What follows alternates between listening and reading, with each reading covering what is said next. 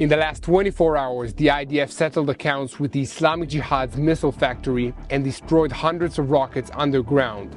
At the same time, the IDF is ending an operation in Sajaiya and was shocked to discover that Hamas is reinventing itself in a horrifying way by establishing an army of children. Meanwhile, in Judea and Samaria, IDF soldiers executed a raid that resulted in an armored vehicle hitting a mine, leaving one soldier dead. Meanwhile, the IDF continued to attack Hezbollah positions in southern Lebanon, including the precision missile factory in Al-Bek, as everyone wonders when the Third Lebanon War will officially begin.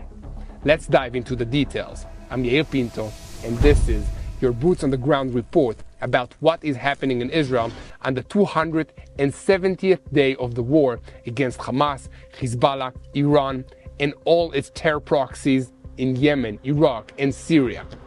Let's start a report in Rafah, where IDF Special Forces units under the direction of the intelligence wing raided an outpost and an underground production site of the Palestinian Islamic Jihad terrorist organization that is affiliated directly to Iran in the area of the Tel El Sultan neighborhood in Rafah.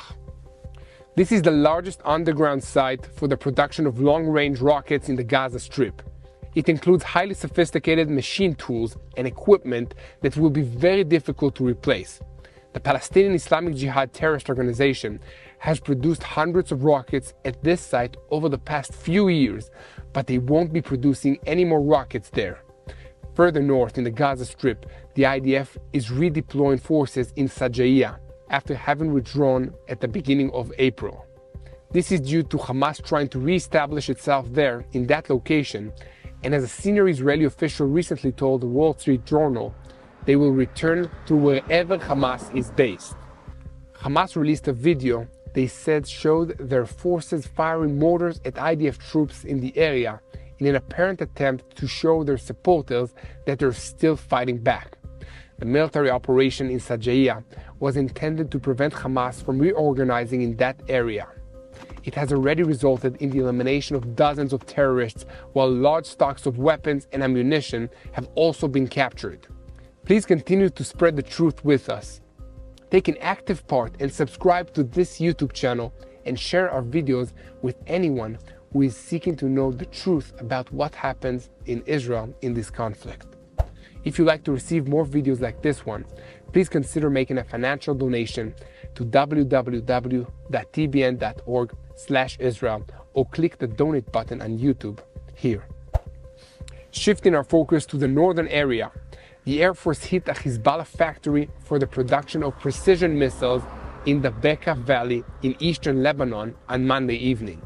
The strike near the town of Nabishit and several kilometers south of Baalbek damaged the factory that has been producing highly sophisticated weapons for Hezbollah for at least 5 years. After the Hamas attack on October 7th, work at this factory was accelerated. The weapons produced there are believed to have included guided ballistic and cruise missiles. Hezbollah has not used these weapons against Israel yet in this conflict, but this factory also produced UAVs of a type that Hezbollah has used many times. For the last 9 months, the IDF bank of targets in the campaign against Hezbollah mainly included military infrastructure within a range of dozens of kilometers from the Israeli border. In exceptional cases, the IDF also struck much further, up to the range of 100 kilometers inside Lebanon.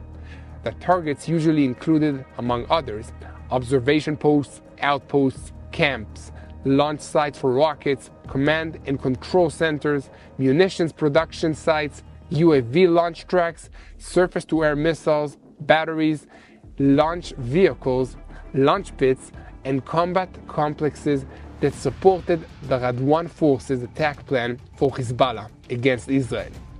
The IDF currently has 3 main goals in the northern campaign.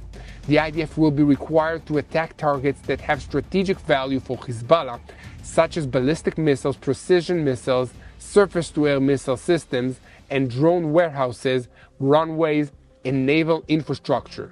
The second focus of IDF operations will be on launch sites and long and medium-range rocket stockpiles, ammunition depots, headquarters, camps, command and control centers in the Dakhiyah district, the Lebanon Valley, and other areas. The third focal point will be tactical targets in southern Lebanon, including short-range rockets, long-range anti-tank missiles, outposts and headquarters, roads of movements, and hiding places of the Radwan forces to deny it the ability to raid into northern Israel.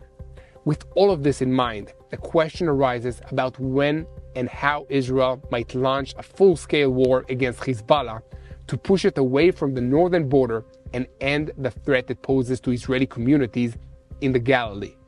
The German Bild newspaper reported this week that diplomatic sources claim that Israel has set a date for a ground operation in southern Lebanon against Hezbollah, as the terrorist organization has refused to back off and stop firing weapons into Israel.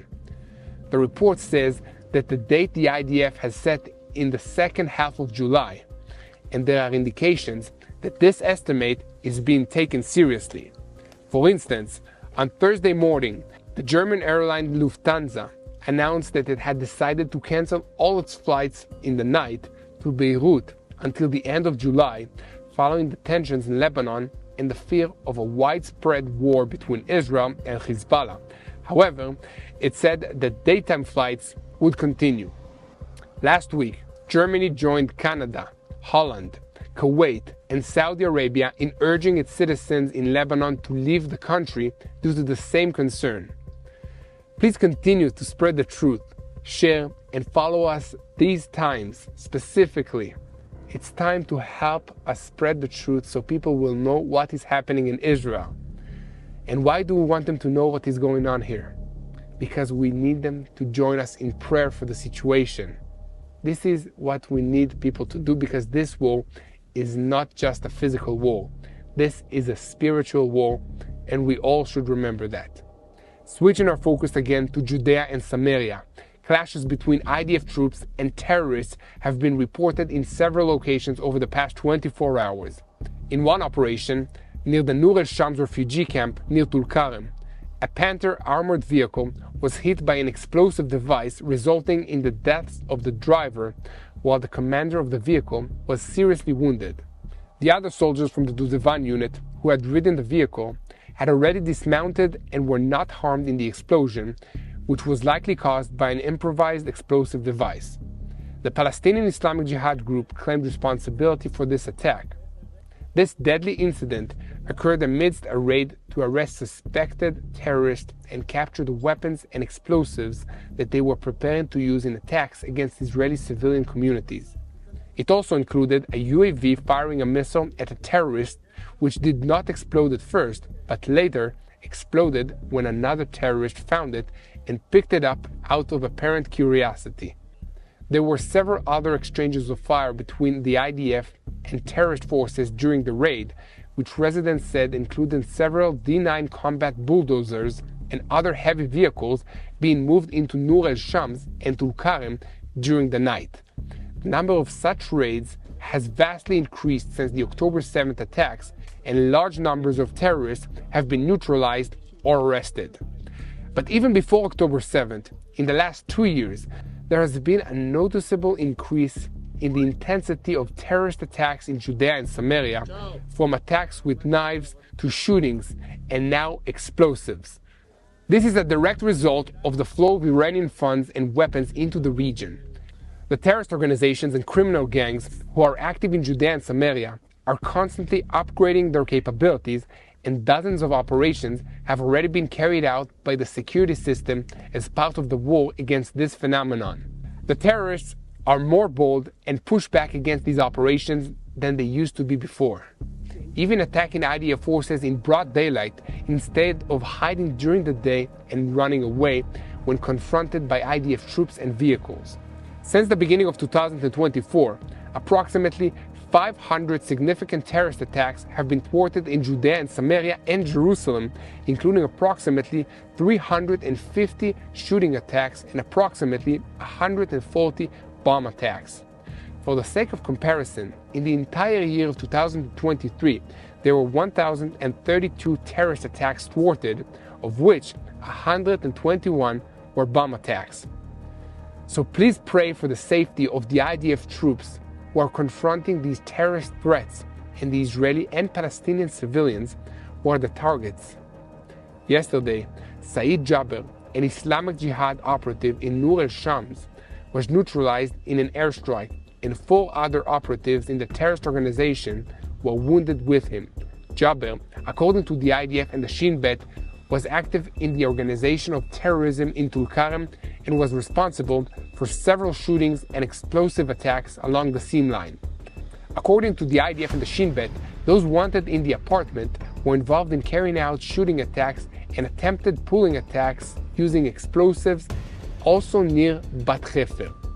The terrorist organization has a connection to the terrorists involved in the attack in Kalkidia, in which the late Amnon Mukhtar was murdered.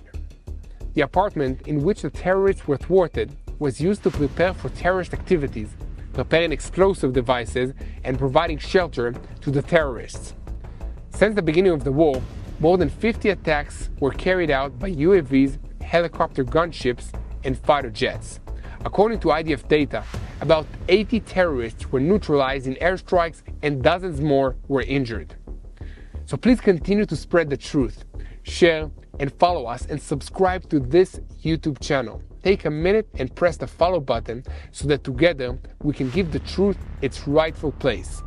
I want to conclude by paying my last respects to a hero who fell defending the State of Israel. Major General in Reserves, Yehuda Gatto. He's an operational driver who fell during an operational activity in the Menashe Brigade area. Please continue to pray for the IDF soldiers, for the peace of this region, for wisdom to our leaders, and for the civilians affected on both sides. We need your prayers because this is a spiritual war. But we're on the good side, and we will win, not because we are strong, but because God is with us. So join us in prayer for the peace of Jerusalem.